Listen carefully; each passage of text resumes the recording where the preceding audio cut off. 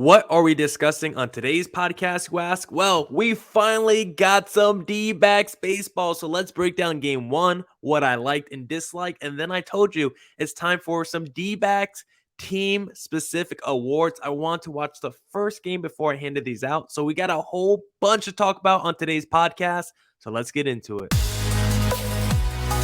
You are Locked On Diamondbacks, your daily Arizona Diamondbacks podcast. Part of the Locked On Podcast Network, your team every day.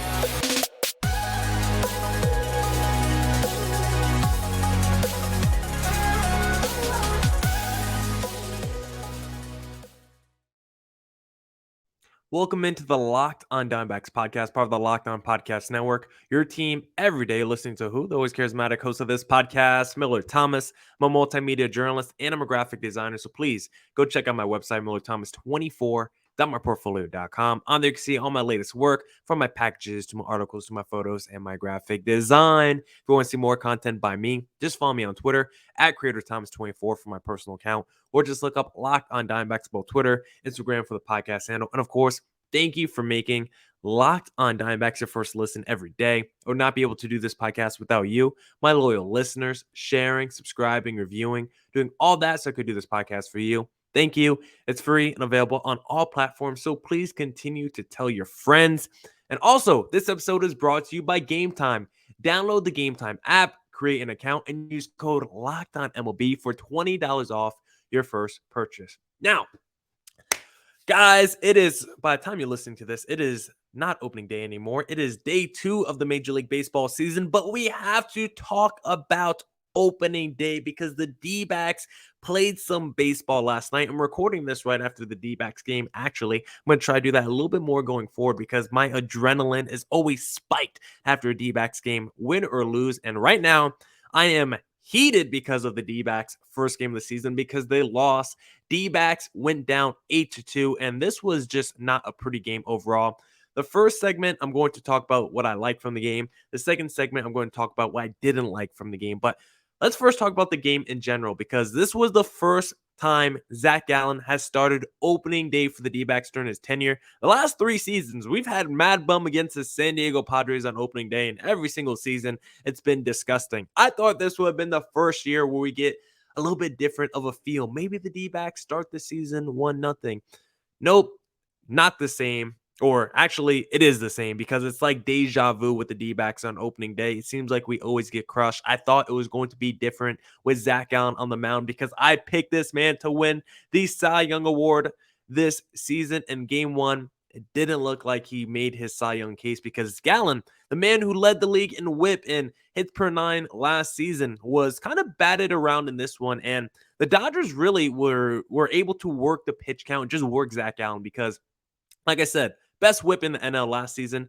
3 walks allowed in this, 5 hits, 5 earned runs. His put away stuff was still working. 7 strikeouts, but 89 pitches, 89 pitches through 4 2/3 innings pitched.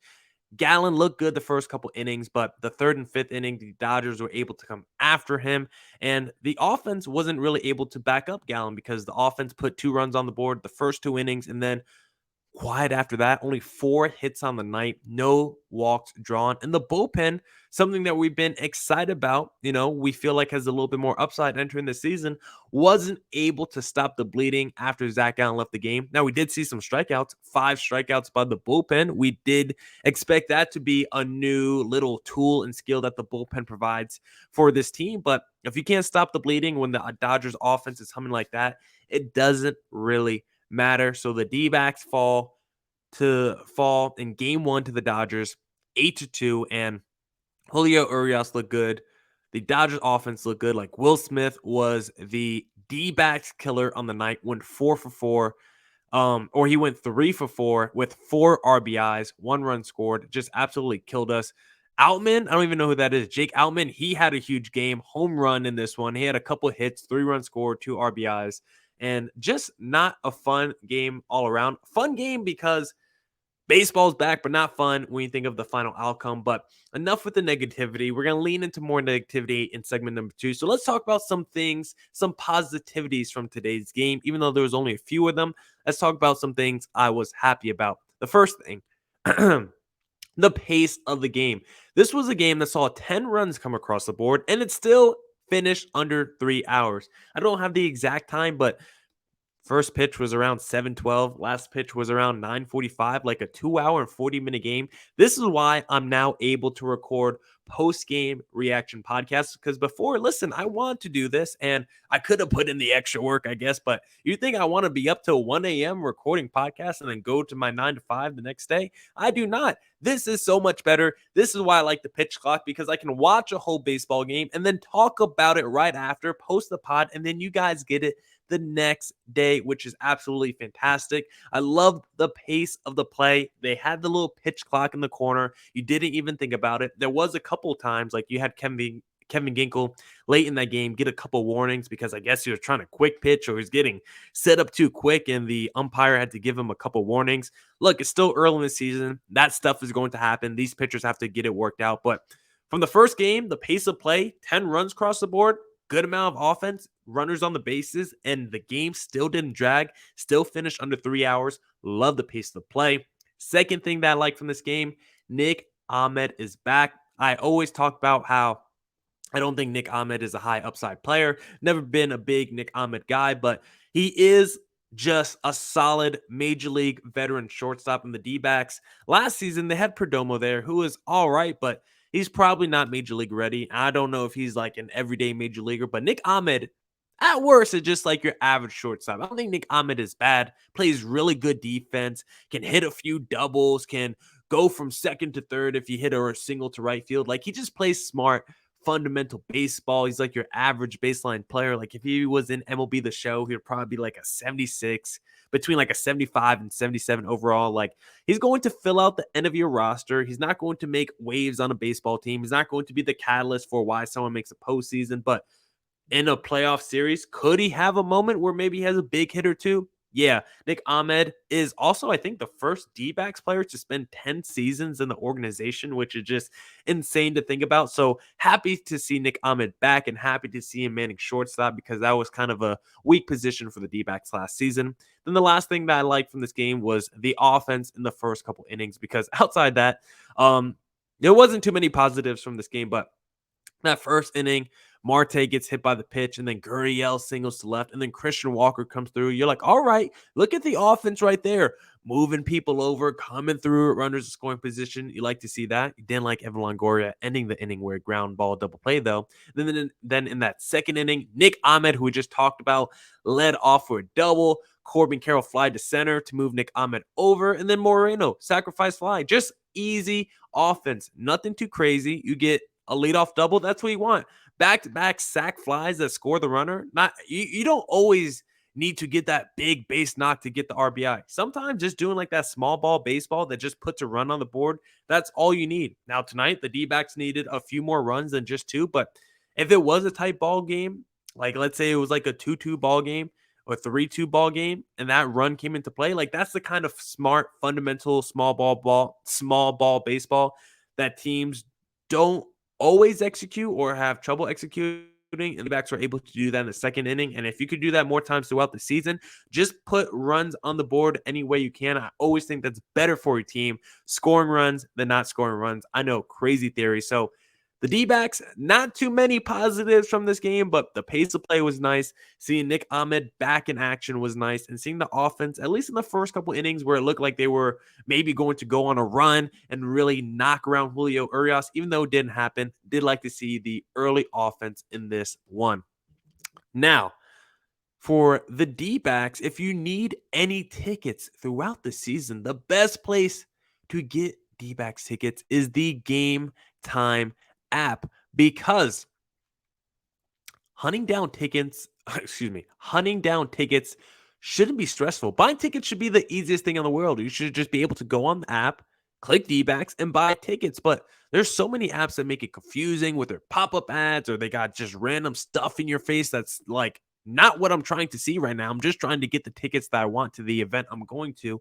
That's why I love using the Game Time app, because Game Time is the place for last minute ticket deals. Forget planning months in advance. Game Time has deals on tickets right up to the day of the event. Get exclusive flash deals on tickets for football, basketball, baseball, concerts, comedy, theater, and more. The Game Time Guarantee means you'll always get the best price. If you find tickets in the same section and row for less, Game Time will credit you 110% of the difference. Snag the tickets without the stress with Game Time. Download the Game Time app, create an account, and use code LOCKEDONMLB for $20 off your first purchase. Terms apply. Again, create an account and redeem code LOCKEDONMLB for $20 off. Download Game Time today. Last minute tickets, lowest price, guaranteed. All right. Let's get back into the podcast and let's discuss what I didn't like from this D-backs game. Because look, there's a whole lot they could discuss from this game about what you didn't like. Because of course, seeing your team on opening day lose 8-2 to your biggest, arguably your biggest rival, a team that destroyed you. I think they beat us. What's the number? 14 out of 19 times in 2022, and the D-backs, I have the fact confirmed. 8 of their first 10 games on the season against the LA Dodgers. So the D-backs could start the division standings in a little bit of a hole if they go like, I don't know. I said 8 games.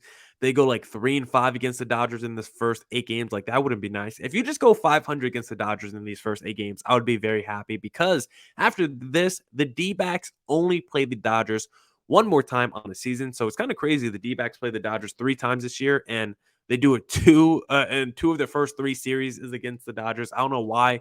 Baseball has the weirdest schedule in the world. Like, even though we're playing, quick tangent, quick sidebar, even though every team is now playing each other, the fact that not every team gets a home and away series, like, listen, guys, you don't have to do so many 3 and 4 game series. You have 162 games. How about we get a couple, maybe those interleague games should be 2 games at home and then 2 games on the road so you could get a home and home. I don't understand why we can't get a home and home against every single opponent in baseball. There's 162 games. Major League Baseball, fix your schedule. Okay, sidebar tangent over. Now, let's talk about things I didn't like from this D-backs game. The first thing, Zach Gallen getting lit. I thought Zach Gallen was going to win the Cy Young Award this season. I still believe Zach Gallen can win the Cy Young Award this season, but he did not look good in his first start.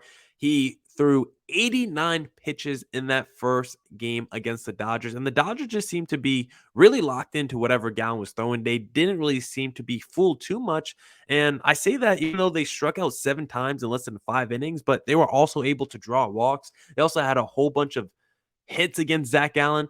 I do think his velocity was a little bit down in this one, averaged 93 miles an hour. It usually sits around 94 miles an hour. So it could just be early season struggles where his velocity is not up to par. I think his spin rates were a little bit down in this one as well. So I think he's going to get into the lab over the next week. He's going to work with Brent Strom, get those spin rate numbers back up, get those fastball velocity numbers back up. I'm not worried about Zach Gallen. It was one game. I thought he looked good early, but this is also the LA Dodgers. I know we've talked a lot on previous pods about how the Dodgers let a lot of talent leave the building this offseason. But even with that being said, Mookie Betts, Freddie Freeman, Will Smith are 3 stars in your lineup. And then you got supporting players like Muncy, JD Martinez, and David Peralta.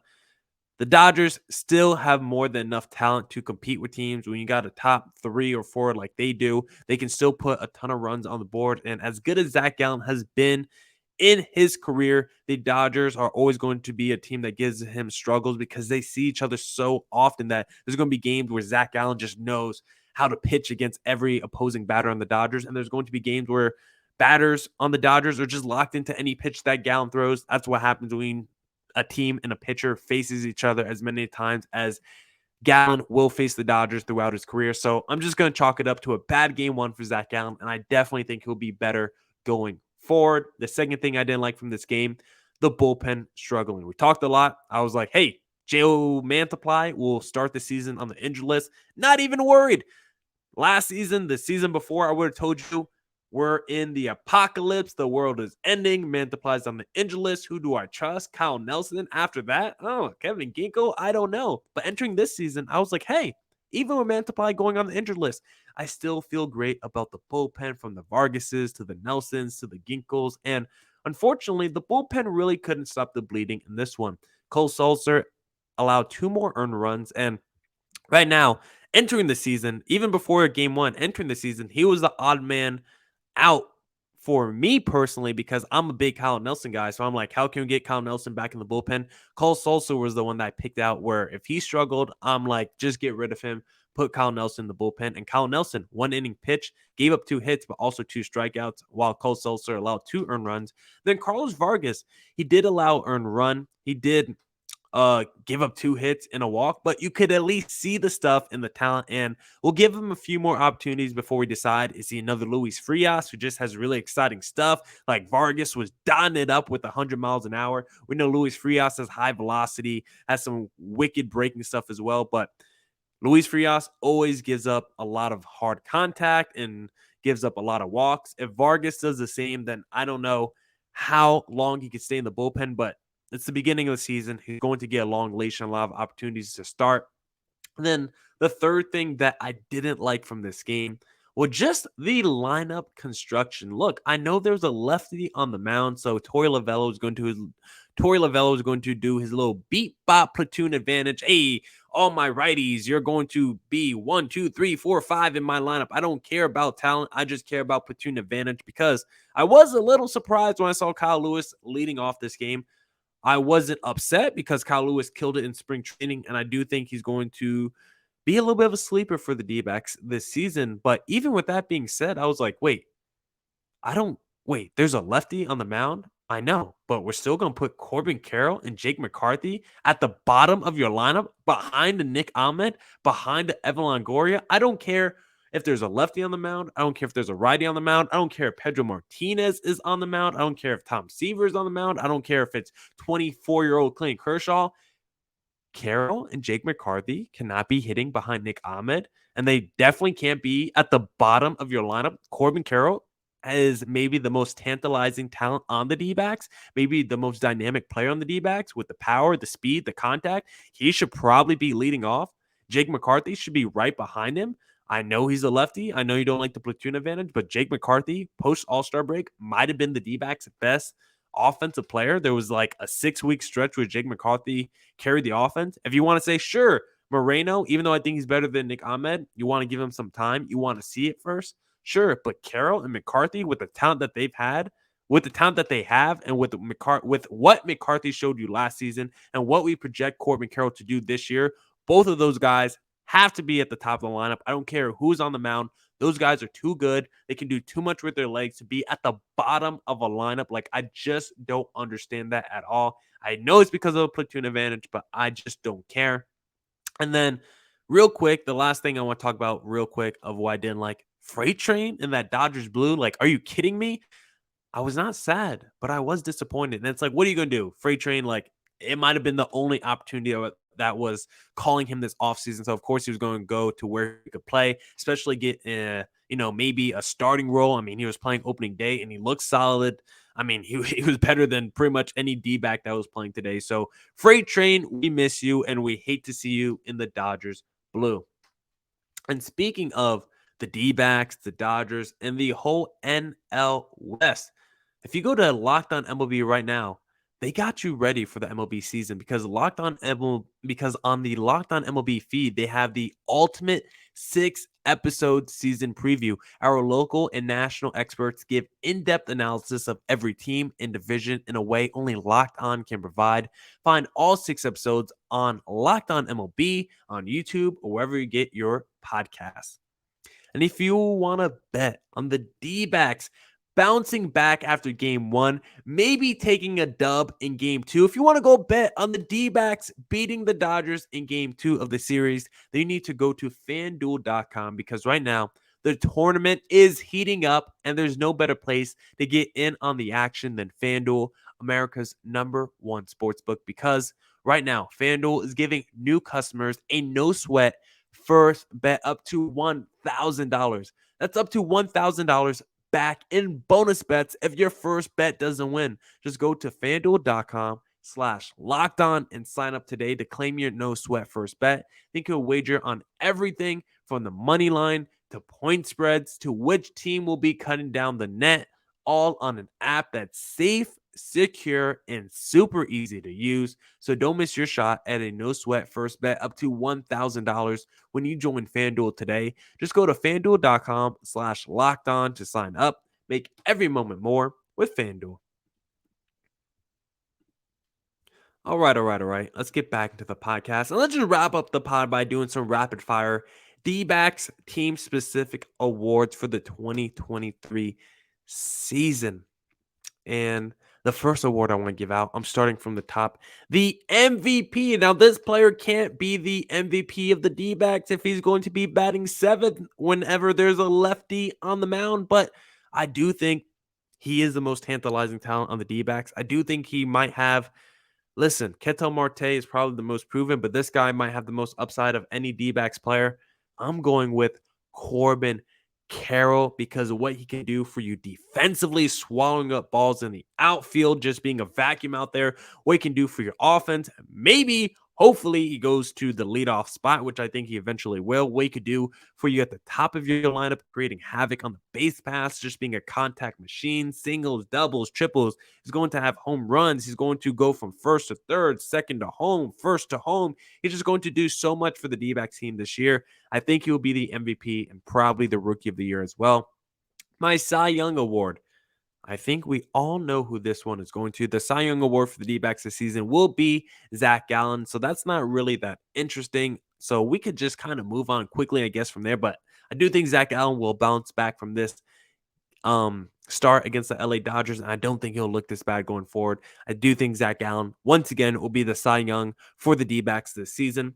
My breakout player for the D-backs this season, he kind of already broke out last year for the D-backs in 99 games, but now he's going to get a full season of work under his belt. Maybe you could pick another outfielder like Alec Thomas, but I'm riding once again with Jake the Rake McCarthy. And look, you could have picked last year as his breakout season, but it was really like his rookie season or like his first year. Like, I don't think people really knew about Jake McCarthy last year. And if you look at his slash line, I think it's good, but I think it can get even better. I think if he finishes this year with like a 280 average, maybe like a 790 OPS, but if he had like 45 stolen bases and a bunch of doubles and just a whole bunch of runs scored, I do think Jake McCarthy could be the breakout player for the D-backs this season. And I don't think he's going to make the All-Star game, but I do think he'll get some All-Star game consideration. Maybe if the D-backs season doesn't go as well as we want, maybe he could be the D-backs All-Star representative. But there was like a multi-week stretch there last season where Jake McCarthy carried the D-backs offense. I want to see if he could replicate what he did last year. And if he can, he will be the breakout player for the D-backs this season because if you play fantasy, you know who Jake McCarthy is. But outside of that, if you're just a casual fan, I don't know if you know who Jake McCarthy is. So I think he's going to be putting his name on the map this season. My Rookie of the Year for the D-backs. I'm not going to pick Corbin Carroll here because I already picked him for MVP. I want a different D-backs Rookie of the Year. And this is team specific. This is not the guy who's going to win the, National League Rookie of the Year. This is just the D-backs Rookie of the Year.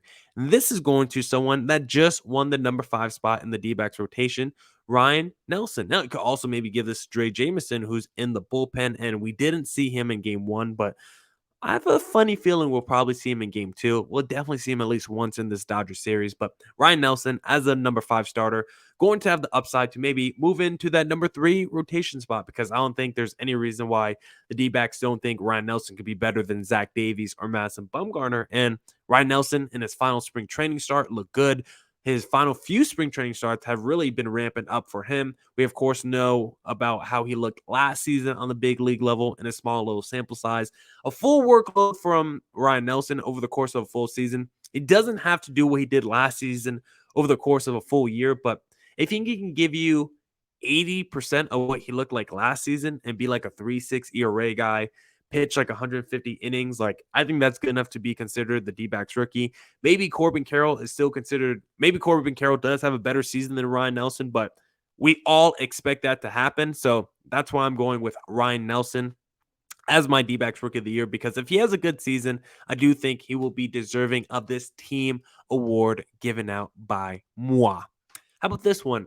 Sleeper of the Year for the D-backs. This is someone who could be a breakout player, but not really on anyone's radar. Maybe a guy that will have a bit of a surprising season in terms of heads. Maybe he won't be an all-star consideration like Jake McCarthy, but just for our D-backs team, will just be way better and overperform expectations as to and just overperform expectations. I don't even know where I was going with that. That was one of those where the train is rolling, but there's no tracks and no destination because I have Kyle Lewis as the sleeper for the D-backs because even though he went 0 for 4 with 3 strikeouts in his debut, it shows to me that the D-backs have a commitment to Kyle Lewis. I think going forward, he's going to, of course, get a lot of platoon advantages. And I just think this dude has a lot of power. I do think he's a natural talent. I do think he can smash the ball. And do I think he's going to put up all-star numbers or play 150 games? No. But if he plays around 100 games and gets you those 15 home runs like I discussed on yesterday's podcast, that's more than enough to be considered the sleeper of the D-backs and overperform expectations because guess what? If you told any Mariners fan what's your expectation for Kyle Lewis on the D-backs, they would have told you flash in the 15 games he plays before his knees go out. And guess what? I think Kyle Lewis is going to do a lot more than that. I think he's going to show the world why he was the rookie of the year. I don't think he's going to do it in 150 games, but in the small sample size or the limited sample size he gets, I do think he will make the most of his opportunities. So that's why I think he'll be the sleeper for the D-backs this season. Like everything we wanted from Jordan Luplow last season, Kyle Lewis will do for the D-backs this year. And then one negative award, the most disappointing player for the D-backs in 2023 will be Evan Longoria. And this is because he's old, he's starting to diminish. And, like I said, he's old. That's the main reason. He just might be washed. Father time catches up to you at the weirdest moments. You never know when it's going to happen. And maybe Father time comes for Evan Longoria this season. I hope it doesn't happen. But if I had to pick out a D-backs player that was going to disappoint this season, Madison Bumgarner is the obvious choice, but it's almost too obvious. It's like me just picking Zach Gallen to win the Cy Young Award. Like, it's too obvious, even though I still did it with Zach Gallen. I'm not going to do the cop-out with Madison Bumgarner, so I'm going to pick Evan Longoria here. Just like I didn't want to do the cop-out answer for Rookie of the Year. I picked Ryan Nelson over Corbin Carroll. That's what we're doing here. Evan Longoria over Madison Bumgarner. Again, another former Giant for most disappointing player for the D-backs in 2023. Now, that's it for this edition of the Locked on Diamondbacks podcast. It's Friday, so go catch up on any podcasts you might have missed this past week. We had crossovers with Sully Baseball earlier in the week, and we had our division roundtable season preview, so go catch that. Thank you for making Locked on Diamondbacks your first listen every day. Make your second listen of the day the Locked on Fantasy Baseball podcast with Matt and Dom, who will keep you up to date with fantasy news, strategies, and analysis throughout the fantasy season. Come back next week for more Diamondbacks news coverage and insight. And as always, stay safe, stay healthy. Doses.